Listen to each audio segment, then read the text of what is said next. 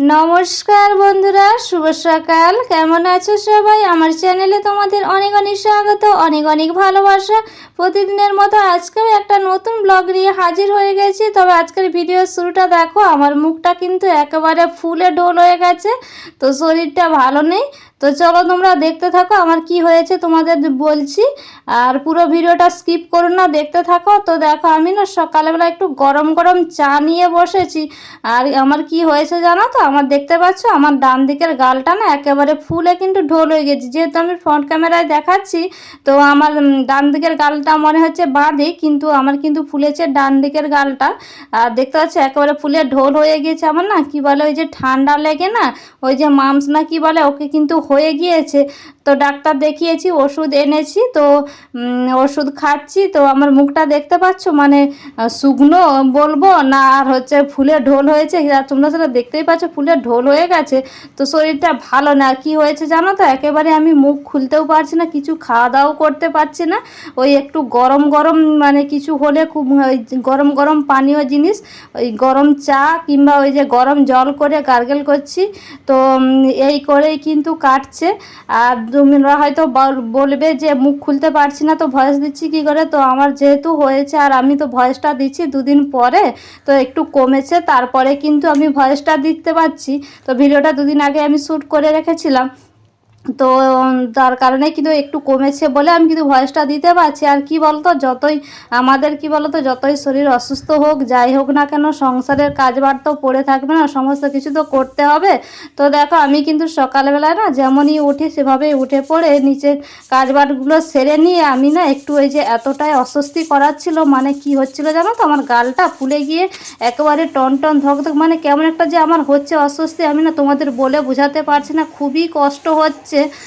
তো কথাও আমি বলতে পারছি না, কিছু তো খাওয়া দাওয়াও করতে পারছি না, শুধুমাত্র ওই সুজি ঘেঁটে কিন্তু আছি, মানে খেয়ে আছি। তো সুজিটা কী হয় বলো তো, ওটা তো চিবোতে হয় না, ওটা জাস্ট একটু গিলে নিলেই হয়।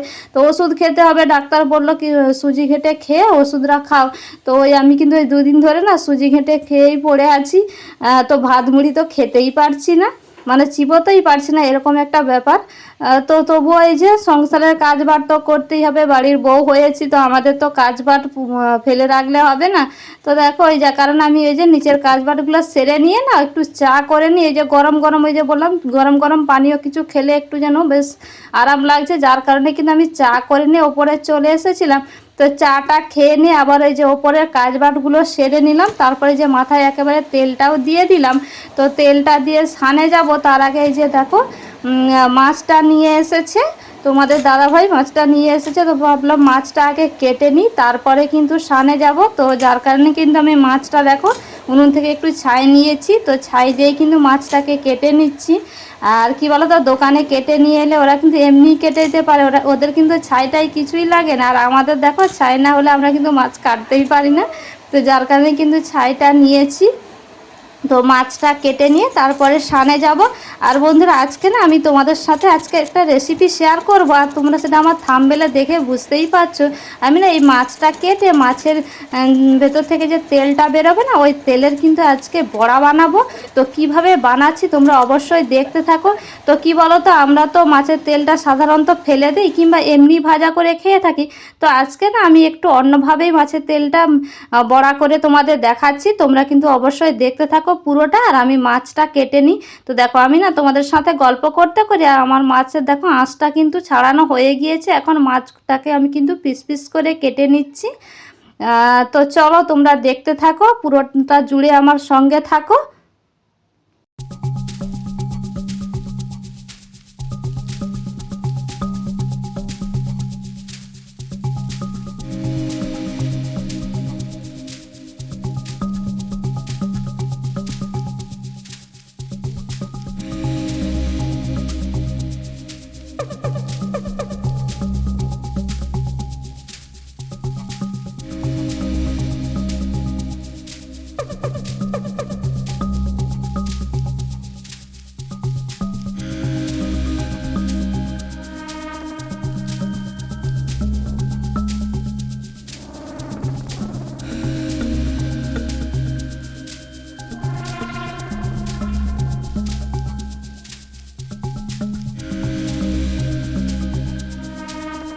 তো দেখো বন্ধুরা, এই যে মাছের পেটি থেকে আমি না মাছের তেলটা বের করে নিচ্ছি। আর মাছের তেলটা দেখতে পাচ্ছি একেবারে সুন্দর পরিষ্কার, একেবারে নোংরা কাদা টাদা কিছুই নেই বলে না, তো আজকে ভাবলাম যে ওই মাছের তেলের বড়াটা আজকে বানাই, তো বাড়িতে খাওয়া হবে আর তোমাদের সাথে শেয়ার করাও হবে রেসিপিটা।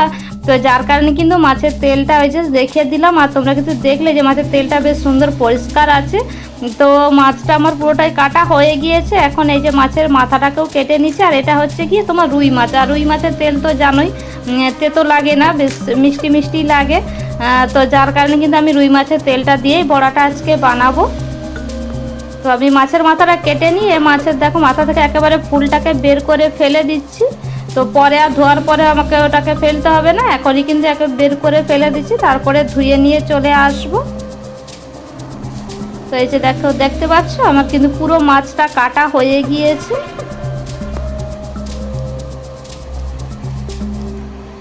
তারপরে দেখো বন্ধুরা, আমি না মাছ টাছ কেটে তো ওটাকে ধুয়ে লবণ হলুদ মাখিয়ে দিয়ে যতটা রান্না করবো আর লবণ হলুদ মাখিয়ে রেখে দিয়ে বাকিটা ফ্রিজে ঢুকিয়ে দিয়ে এখন আমার স্নান টান হয়ে গিয়েছে। তো পুজোটাও দিয়ে নিয়েছে, দিয়ে যে আমি তোমাদের বললাম শুধুমাত্র সুজি ঘেঁটে খেয়ে আছি আমি। তো দেখো সুজিটাকে বানিয়ে নিচ্ছি, যে ওষুধটা তো আমাকে খেতে হবে, তো যার কারণ দেখো সুজিটা বানিয়ে নিচ্ছি। আর সুজিটা কোনো ঘিটি কিছুই দিইনি, তো এমনি শুকনো কড়াইতে নেড়ে নিয়ে একটু জল একটু সামান্য দুধ দিয়েছি, বেশি দুধ দিইনি, অ্যাসিডিটি হয়ে যাবে। আর এই যে দেখো সুজি আর ওষুধ নিয়ে বসে পড়েছি। তো টিফিনটা করে ওষুধটা খেয়ে নিয়ে দেখো তারপরে এই যে রান্নাটাও বসিয়ে দিয়েছি। তো এই যে মাছ কেটেছিলাম সেই মাছই দেখো প্রথমে ভেজে নিচ্ছি। তো মাছটাকে আমি আজকে না একটু কাঁচকলা, পেঁপে, আলু, গাজর সমস্ত কিছু দিয়ে একটু সেদ্ধ ঝোল টাইপের করে বানাবো। তো ওটা তোমাদের সাথে শেয়ার করব না, আজকে তোমাদের সাথে ওই যে মাছের তেলের যে বড়াটা বানাবো না ওটাই শেয়ার করব। আর এইদিকে দেখো আমার কিন্তু ভাতটা ফুটে উঠেছে, ঢাকনাটা এই যে সরিয়ে দিলাম। আর এই যে দেখো মাছের তেলটা দেখতে পাচ্ছ একেবারেই কিন্তু পরিষ্কার আছে, তো কিছুই নোংরা টোংরা কিছুই নেই। তো দেখো মাছের তেলটাকে আমি কিন্তু গোটা ছিল, তো আমি কিন্তু টুকরো টুকরো করে কেটে নিয়েছি। তো মোটির সাহায্যে কেটে নিয়ে এদিকে দেখো নিয়েছি পেঁয়াজ কুচি। তো পেঁয়াজটাকে আমি একেবারেই কিন্তু ছোট ছোট করে ঝিরিঝিরি করে কেটে নিয়েছি। তো একটা বড় পেঁয়াজ এখানে নিয়েছি, আর নিয়েছি রসুন। তো রসুনটাকেও আমি কিন্তু কুচিয়ে নিয়েছি। আর আদাটাও দেখতে পাচ্ছি, আদাটাকেও আমি কিন্তু মোটির সাহায্যে কুচিয়ে নিয়েছি, এখানে থেতেও করিনি কিংবা গ্রেটারের সাহায্যে গ্রেটও করি না, আমি কিন্তু ওগুলোকে কুচিয়ে নিয়েছি। আর নিয়েছি দেখতে পাচ্ছ দুটো কাঁচা লঙ্কা। তো সমস্ত কিছু আমি কিন্তু কুচিয়ে নিয়ে তো এখন দেখো দিয়ে দিচ্ছি 4 চামচ মতো বেসন। তো আমার যতটা মাছের তেলের পরিমাপটা আছে আমি ততটা পরিমাণে বেসনটা দিচ্ছি। তো আমার যদি মাছের তেলটা এখানে আরেকটু বেশি থাকতো তো আরেকটু বেশি আমি বেসনটা নিতাম, তো যতটা আছে সেই পরিমাপেই আমি কিন্তু নিচ্ছি। তো যার কারণে আমি দেখো এখানে নিয়ে নিলাম 4 চামচ বেসন। আর দেখো দিয়ে দিচ্ছি ওই যে আমাদের বাড়িতে যে থাকে সবাই এই জিনিসটা সবারই বাড়িতে থাকে, খাওয়ার সোডা। তো খাওয়ার সোডাটা আমি একটু দিয়ে দিলাম। তো খাওয়ার সোডাটা দিয়ে আর দিয়ে দিচ্ছি দেখো লঙ্কার গুঁড়ো। তবে লঙ্কার গুঁড়োটা আমি খুব একটা বেশি দিচ্ছি না, সামান্য পরিমাণেই দিলাম, তার কারণ যেহেতু কুচনো লঙ্কাটা আমার দেয়া আছে আর আমাদের বাড়িতে ঝাল খুব একটা বেশি খেতে পারে না, যার কারণে। আর দেখো দিয়ে দিচ্ছি এই যে হলুদের গুঁড়ো। তো লঙ্কার গুঁড়ো, হলুদ গুঁড়ো দিয়ে এখন দিয়ে দিচ্ছি পরিমাণ মতো লবণ। তবে আমি মাছের তেলটাতে আগে কিন্তু কোনো রকমের কোনো লবণ টবণ কিছুই মাখাইনি, এমনি আছে, ওটা ধুয়ে নিয়ে এসেছি এমনি। আর দেখো এই যে লবণটা দিয়ে আমি কিন্তু বেসনটাকে পেঁয়াজ কুচি, রসুন কুচি, আদা কুচি, লঙ্কা কুচি সমস্ত কিছু দিয়ে যে দিলাম, তো জল দিয়ে একটু একটু করে জল দিয়ে আমি কিন্তু বেসনটাকে মেখে নিচ্ছি। তো আমরা যেভাবে কিন্তু পেঁয়াজি টেঁয়াজি বানিয়ে থাকি না ওইভাবেই কিন্তু আমি বেসনটাকে মাখিয়ে নিচ্ছি অল্প অল্প করে জল দিয়ে। তো এইদিকে দেখো আমার কিন্তু বেসনটা সুন্দর করে মাখানো হয়ে গিয়েছে। এইবারে দেখো বড়াগুলো আমি ভেজে নিচ্ছি। তো এই যে দেখো আমি যে টুকরো টুকরো করে মাছের তেলগুলোকে কেটে রেখেছিলাম, তো দেখো ওই তেলগুলো বেসনের মধ্যে ডুবিয়ে দিয়ে দেখতে পাচ্ছ। কিন্তু সব কিছু তো বলে বোঝানো যায় না, সেটা তোমরা দেখেও বুঝতে পারছো যে আমি কিভাবে করছি। তো এই যে দেখো দিয়ে দিলাম কড়াইয়ের মধ্যে বড়ার আকারে। তো সব কটাই কিন্তু আমি এখানে দিয়ে দেবো একসাথে। তো যেহেতু আমার খুব একটা বেশি নেই, তো একটা তেল থেকে ওই কটার টুকরো হয়েছে, তো আমার কিন্তু সব কটাই কিন্তু একই কড়াইয়ের মধ্যে ধরে যাবে। তো যার কারণে কিন্তু আমি একবারেই দিয়ে দেব, তো দুইবার করে আর ভাজবো না। তো চলো সব কটা বড়া আমি দিয়ে দেই তেলের মধ্যে।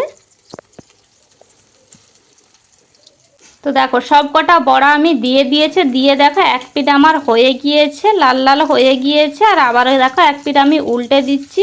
তো এগুলো কিন্তু একটু মানে একেবারে হাই হিটে রেখে ভাজা যাবে না, তো যার কারণ কেন বলো তো, তো ওপরটা পুড়ে যাবে আর ভেতরটা ভাজা হবে না। তো যেভাবে আমরা পেঁয়াজি বড়া টড়া ভেজে থাকি আমি কিন্তু সেইভাবেই ভাজবো, লো টু মিডিয়াম আঁচে রেখে।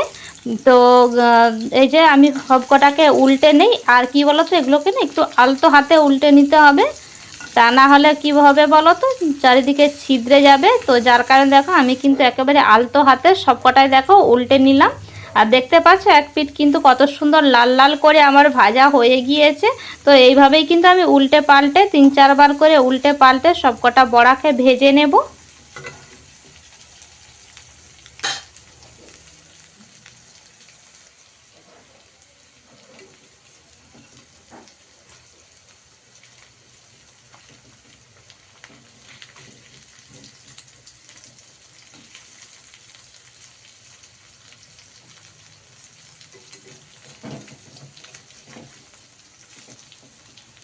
তবে কি বলো তো বন্ধুরা, আমরা তো মাছের তেলকে সব সময় এমনিই ভেজে থাকি কিংবা কোনো শাকটাকে দিয়ে খেয়ে থাকি।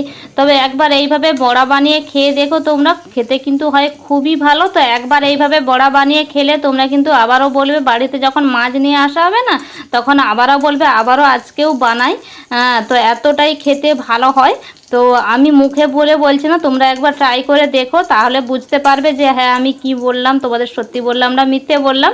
তো দেখো আমার কিন্তু সব কটা বড়া না, তোমাদের সাথে গল্প করতে করতে সব কটা বড়া দেখো আমার কিন্তু সুন্দর করে লাল লাল করে ভাজা হয়ে গিয়েছে। আর দেখতেই পাচ্ছ কতটা সুন্দর হয়ে গিয়েছে। তো চলো, তোমাদের কিন্তু আজকে আমার এই মাছের তেলের বড়ার রেসিপিটা কেমন লাগলো অবশ্যই কমেন্ট করে জানাতে ভুলে যেও না। তো দেখো কতটা মুচমুচে হয়েছে, তোমাদের একটা আমি হাতের সাহায্যে ভেঙে দেখাচ্ছি, দেখো কতটা সুন্দর আজ মুচমুচে হয়েছে, দেখতে পাচ্ছ। তো চলো, তোমাদের কেমন লাগলো অবশ্যই কমেন্টে জানিও। আর ভালো লাগলে লাইক কমেন্ট শেয়ার সাবস্ক্রাইব করে যেও। আর খুব বেশি যদি ভালো লেগে থাকে আমার এই আজকের রেসিপিটা তোমাদের বন্ধু বান্ধব আত্মীয় স্বজনের সাথে শেয়ার করে দিও।